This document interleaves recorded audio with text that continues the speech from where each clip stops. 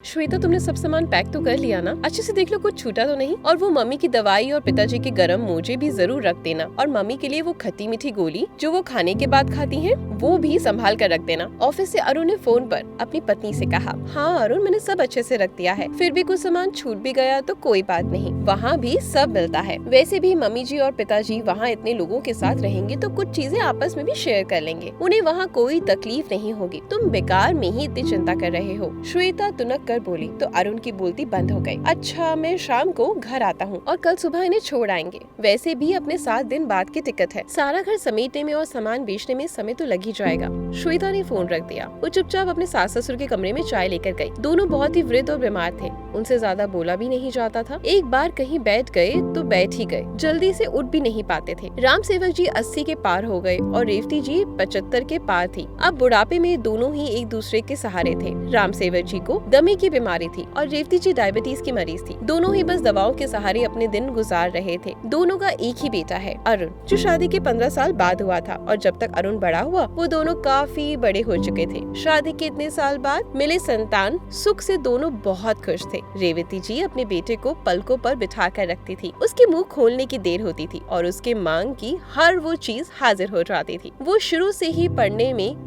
बहुत होशियार था और ऊंचे सपने देखता था। अरुण का एकमात्र सपना था वो विदेश जाकर हर हाल में नौकरी करना चाहता था। उसकी पढ़ाई के लिए राम सेवक जी ने दिन रात एक कर दिए थे और रेवती जी ने इसी बेटे की पढ़ाई के लिए अपने गहने तक बेच दिए थे। उनके पति ने उन्हें समझाया भी कि गहने बुढ़ापे के लिए रख ले, पर वो अपने बेटे के प्यार में अंधी थी। उन्होंने साफ मना कर दिया था कि वो अरुण की पढ़ाई के लिए बैंक से कोई कर्ज नहीं लेगी। बच्चों को पढ़ाना हर माता पिता का फर्ज होता है। अगर बच्चे खुद कर्ज चुकाएगा तो उन्हें लगेगा कि माता पिता ने उनकी पढ़ाई के लिए कुछ नहीं किया। देख रेवती, सभी बच्चों की पढ़ाई के लिए बैंक से कर्ज लेते हैं। हम कोई अनोखी बात नहीं कर रहे। तूने घर भी गिरवी रखवा दिया है। अब हमारे पास बुढ़ापे के लिए कुछ बचा ही नहीं। हम पूरी तरह से अरुण पर निर्भर हो जाएंगे। राम सेवक जी ने उन्हें समझाया था, पर रेवती जी को पूरा भरोसा था कि उनका बेटा हर तरह से उनकी सेवा करेगा, देखभाल करेगा। वो औरों की तरह बिल्कुल भी नहीं निकलेगा। मुझे अपने बेटे पर पूरा भरोसा है। उन्होंने अरुण को विदेश में उच्च शिक्षा के लिए भेज दिया था। अरुण वहाँ 2 साल पढ़कर फिर भारत आ गया, लेकिन वो फिर से विदेश जाना चाहता था। वो भारत की ही लड़की से शादी करना चाहता था। अरुण ने श्वेता को उसकी खूबसूरती के कारण पसंद कर लिया था और जल्दी ही दोनों ने शादी कर ली। अब एकदम से तो विदेश जाना संभव नहीं था। अपने ही देश में नौकरी करके अरुण बाहर भी नौकरी तलाश रहा था। श्वेता गृहिणी थी और घर को अच्छे से संभाल लेती थी, लेकिन उसको अपने घर में सास ससुर खटकते थे। उन दोनों के कारण वो बड़ी परेशान रहती थी। अभी तो शादी को थोड़ा ही समय हुआ था। अभी से इन दोनों की कितनी सेवा करनी पड़ रही है। मेरी तो जिंदगी ही खराब हो गई। मैं तो तुमसे शादी करके बिल्कुल फंस गई हूँ, पछता रही हूँ। श्वेता ये कहकर रोज अरुण से लड़ती रहती थी। आपको क्या पता, आप तो दिन भर घर पे रहते नहीं हो। पिताजी को हर 1 घंटे के बाद चाय चाहिए और मम्मी को समय पर खाना चाहिए। इंसुलिन के इंजेक्शन भी लगवाते रहो। समय पर नाश्ता खाना दो। मेरा तो जीना ही मुश्किल हो गया है। मैं तो अपनी जिंदगी जी ही नहीं पा रही हूँ। बस तुम्हारे माता पिता की सेवा करती रहती हूँ। तुम अपने लिए पत्नी लाए हो या फिर इन लोगों के लिए कोई नर्स बनाकर लाए हो। अरुण भी रोज रोज की चिक चिक से बहुत ज्यादा परेशान हो गया था। एक दिन अरुण के ऑफिस में पार्टी थी। दोनों को पार्टी में जाना था। उस दिन श्वेता बहुत खुश थी। उसने जैसे ही तैयार होने के लिए सोचा तो अरुण ने टोक दिया, पहले पिताजी और मम्मी के लिए खाना बनाकर रख दो और फिर मम्मी को इंसुलिन दे दो और खाना खिला दो, फिर चलते हैं। लेकिन तब तक तो आधी पार्टी निकल जाएगी। इन सब कामों में 1 घंटा निकल जाएगा। फिर मुझे तैयार भी तो होना है। तुम इन दोनों के लिए बाहर से खाना ऑर्डर कर दो, इतने में मैं तैयार हो जाऊंगी, श्वेता ने कहा। श्वेता, मम्मी और पिताजी इस उम्र में बाहर का खाना नहीं खाते हैं।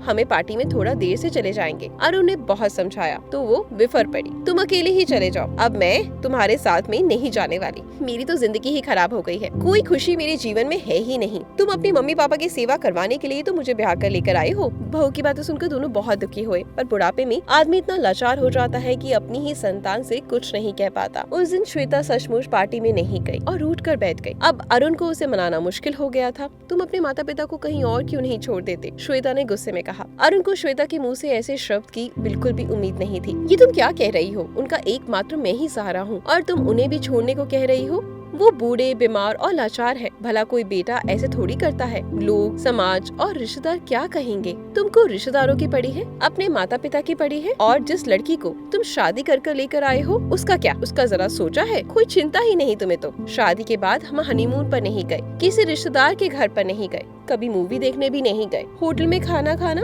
वो तो पॉसिबल ही नहीं है।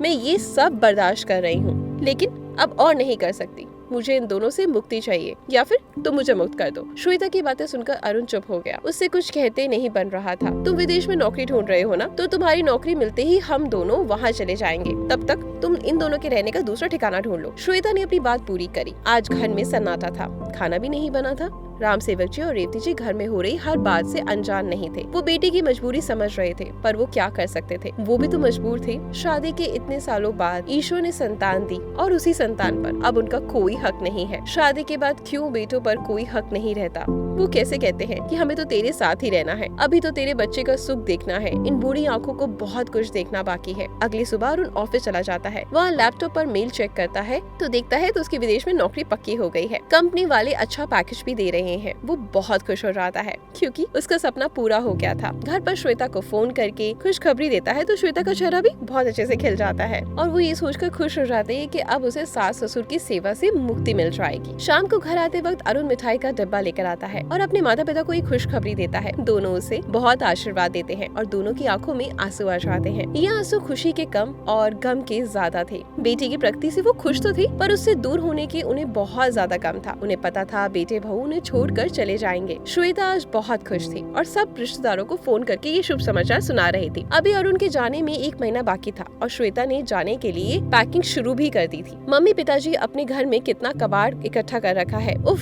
इतना सब सामान बेचने में कितना वक्त लग जाएगा। ये सुनकर रेवती जी बोलती हैं, बहू जिसे तुम कबाड़ कह रही हो वो मेरी इतने सालों की गृहस्थी है। हर लड़की जब परिवार में शादी होकर आती है वो एक एक चीज खरीद कर घर को संजोती है, संवारती है। एक उम्र के बाद उससे कहीं उसकी यादें जुड़ जाती हैं। आज तुम्हारे लिए ये कबाड़ हो गया है, अभी वक्त तुम्हारा है, तुम कुछ भी कह सकती हो। मम्मी जी आपको इस बुढ़ापे में क्या करना है? मुझे घर का सामान बेचना होगा। लेकिन बहू विदेश तुम दोनों जा रहे हो, हम तो यहाँ जैसे तैसे रह ही लेंगे। घर का सामान बेचने की क्या जरूरत है? मम्मी जी अरुण ने ये घर बेचने का फैसला किया है और आप लोगों के लिए नया घर देख लिया है। वहाँ पर ये सारा सामान काम में नहीं आने वाला। अरुण ये घर कैसे बेच सकता है? घर तो इनके नाम पर है। वो मम्मी घर के कागज पर मैंने पापा से साइन करवा लिए थे। अब हमें विदेश जाना है तो रुपए तो चाहिए ना, वहाँ भी घर लेना है। मैंने बैंक से घर छुड़वा लिया था और उसे बेच दिया है। कमरे में आकर अरुण ने कहा तो राम सेवक जी हैरान रह गए। कांपते शब्दों में इतना ही कहा, तूने हमें धोखा दिया है, धोखे से मेरे साइन लिए, तूने हमें बेघर कर दिया। तू तो जा रहा है तो हम अब कहाँ रहेंगे? मैंने आप लोगों के लिए बहुत अच्छा इंतजाम कर दिया है। शाम को ऑफिस से आकर बात करता हूँ। और ये कहकर वो ऑफिस चला गया। अरुण शाम को ऑफिस से घर आता है और अपने माता पिता के कमरे में जाता है। मम्मी पापा हम दोनों तो विदेश जा रहे हैं, अब वापस जल्दी आना तो होगा नहीं और आप दोनों की जिम्मेदारी मुझ पर है, तो मैंने सोचा मैं वहाँ जाने से पहले हर इंतजाम कर लूँ। आप लोगों के लिए मैंने वृद्ध आश्रम में बात कर ली है। मैं कल सुबह आपको वहाँ छोड़कर आ जाऊंगा और फिर 7 दिनों के बाद मैं और श्वेता विदेश चले जाएंगे और फिर आप लोग हमारे साथ वहाँ विदेश में तो रह नहीं सकते, इसलिए मैंने यही व्यवस्था कर दी है। सब आपका बहुत ध्यान रखेंगे। राम सेवक जी से ज्यादा बोला नहीं जाता था, पर रेवती जी ने जवाब दिया, बेटा अरुण माता पिता को वृद्ध आश्रम छोड़कर तू बहुत अच्छी तरीके से जिम्मेदारी निभा रहा है। तूने जीते जी हमसे हमारा सहारा, हमसे हमारा ठिकाना, हमारा घर छीन लिया। विश्वास नहीं हो रहा कि अपने ही बेटे ने हमें बेघर कर दिया। आज मुझे तेरे पैदा होने पर बहुत दुख हो रहा है। इससे अच्छा तो होता कि हम निसंतान ही रहते, कम से कम अपने घर में तो रहते। और हम तेरे साथ विदेश में क्यों नहीं रह सकते? एक बार कहता तो सही, मम्मी पापा आप भी चलो। बुढ़ापे में सब अपनी संतान के साथ रहना चाहते हैं। मम्मी पापा आप इस तरह भावनाओं में मत भइए। आप मुझे भी तो अपना भविष्य बनाना है। आप लोगों के कारण मैं आगे कुछ भी नहीं कर पाऊंगा। आप लोगों की उम्र का तो कुछ पता नहीं, पर मेरे करियर बनाने के दिन बार बार नहीं आने वाले। अरुण ये सारी बातें बहुत बेशर्मी से बोलता है। ठीक है बेटा, हम तेरी खुशी और प्रगति के लिए वृद्धाश्रम में रह लेंगे। दोनों ने रात बड़ी मुश्किल से काटी। जब सुबह अरुण ने दरवाजा खोला तो देखा मम्मी पापा दोनों गहरी नींद में थे। उसने उठाना चाहा पर वो नहीं उठे। टेबल पर पत्र रखा था, मेरे बच्चे सदा खुश रहना। हमने पूरी जिंदगी इसी घर में बिताई है, हमारी अर्थी भी यहीं से निकलेगी। हम दोनों तुझे हर जिम्मेदारी से मुक्त कर रहे हैं। तू आराम से विदेश जाकर अपना करियर बनाना। हमारी अर्थी को मुख अग्नि देकर ही जाना। अगर हम वृद्ध आश्रम जाते तो आखिरी सांस तक तेरा इंतजार ही करते रहते और शायद तू हमारी मौत पर भी नहीं आता। ये पढ़कर अरुण का कलेजा फट रहा था और दूर खड़ी श्वेता शब्दहीन थी। दोस्तों, माता पिता अपनी संतान की खुशी और प्रगति के लिए हर दुख सहन कर लेते हैं, पर जब वही संतान दुख देती है तो वो सहन नहीं कर पाते। अब ऐसे संतान के साथ माता पिता करे भी तो क्या करे। उम्र के आखिरी पड़ाव में खुद का शरीर भी साथ नहीं देता। इस कहानी के बारे में आप सबकी क्या राय है, हमें कमेंट करके जरूर बताएं। अगर आपको वीडियो अच्छा लगा हो तो वीडियो को शेयर और लाइक जरूर करिएगा। धन्यवाद।